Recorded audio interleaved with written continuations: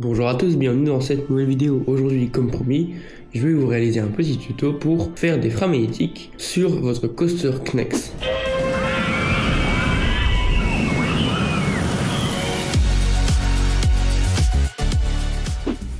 Alors donc voilà comment se présente la bête. Donc j'ai clairement enlevé la partie des freins de mon propre coaster. Donc vous voyez, c'est même pas si complexe, c'est plusieurs pièces attachées l'une avec les autres et vous avez le rail qui est directement attaché. Pour y voir plus clair, j'ai donc enlevé le train. Donc vous avez le rail ici. Donc j'ai juste mis deux petits tubes, etc.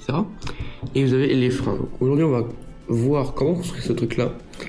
Et on va commencer par enlever le rail. Donc je viens d'enlever le rail, voici c'est un rail classique. Type Screaming Serpent, voilà, je précise, ça marchera pas avec les macros ou les micro coasters, je sais pas comment ça s'appelle. Et donc ici vous avez les freins, le mécanisme, le système de frein. Alors j'ai reçu un commentaire sur la vidéo du Knex, comme quoi évidemment si je voulais faire des vrais freins magnétiques, il fallait avoir une plaque en métal, donc soit de l'aluminium ou du cuivre. Généralement c'est de l'aluminium utilisé parce que c'est moins cher. Et cette plaque va passer entre deux aimants de pôle opposé, donc ça va créer un champ magnétique, ce qui va repousser la lame en aluminium ou en cuivre. Ici, vous vous en doutez bien que là-dessus, c'est pas fort possible, donc je me suis démerdé comme je pouvais. Et donc j'ai développé ce système assez simple et surtout peu coûteux. Donc on commence, il vous faudra deux gears bleus comme ça et un rod noir ici, donc vous allez l'attacher comme ceci. Et l'autre comme cela. Alors c'est pas obligé que vous ayez la fente ici et celle-là vers le haut. Ensuite vous allez réaliser cette pièce là. Donc en gros il s'agit d'une gear bleue avec une donc d'une roue bleue avec une demi-roue grise emboîtée l'une dans l'autre, donc ça donne ça, et deux rods gris de petite taille de part et d'autre. Vous allez ensuite construire ça. Donc en gros c'est une roue bleue avec une roue grise imbriquée dedans et deux petites mains ici, j'appelle ça comme ça. Donc ça va être pour tenir le rail. De l'autre côté vous aurez donc deux petits rods noirs. Vous allez aussi créer cette forme-ci, donc avec un rod gris, une roue bleue et deux petits rods noirs. Vous allez prendre l'autre ici, donc que vous avez fait juste avant, et l'emboîter comme ceci. Une fois que vous avez ça, vous prenez cette partie-ci et vous l'emboîtez comme ça.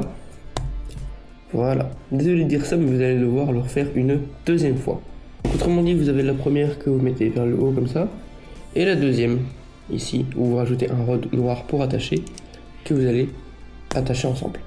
Donc si vous mettez vers le haut, vous allez voir que les patins pour attacher les rails se trouvent à droite et il faudra ici accrocher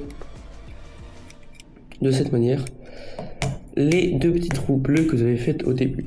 Vous avez maintenant fait la partie la plus grosse. Voici la structure pour les freins, donc deux roues bleues attachées comme ceci avec un axe gris, avec deux demi-roues blanches et sur lesquels vous allez mettre des aimants. Donc deux aimants qui vont coller celui du train, vous voyez, comme ceci.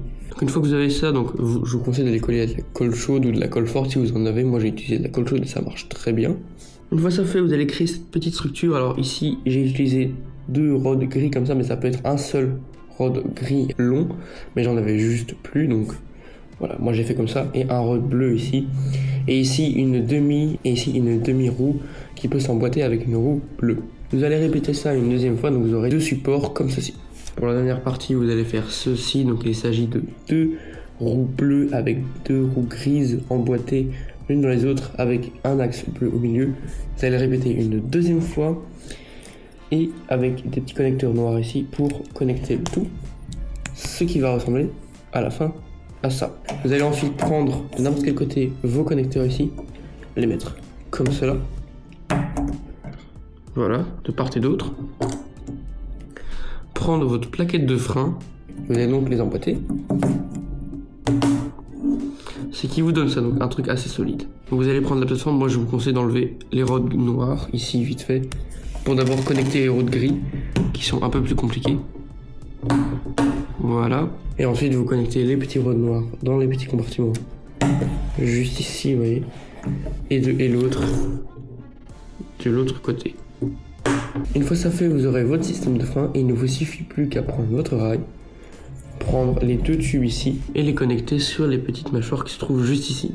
Une fois ça fait, donc on revient au début de la vidéo, vous allez prendre votre train, mettre sur le rail et tracer avec un marqueur la hauteur à peu près à laquelle l'aimant touche le train, et donc vous allez coller un aimant pile à la même hauteur. Donc voilà, c'est tout pour ce tuto. Donc c'est assez simple, hein. Alors c'est évidemment pas des vrais freins magnétiques, même si ça freine avec des aimants. On peut faire mieux, comme sur certaines vidéos d'américains qui font ça mieux, mais eux ils ont des imprimantes 3D, ce qui n'est pas mon cas. Donc si la vidéo vous a plu, je vous invite à vous abonner et à liker, moi ça me ferait très plaisir. Nous en tout cas on se retrouve dans une prochaine vidéo. C'était Ravenlord, ciao.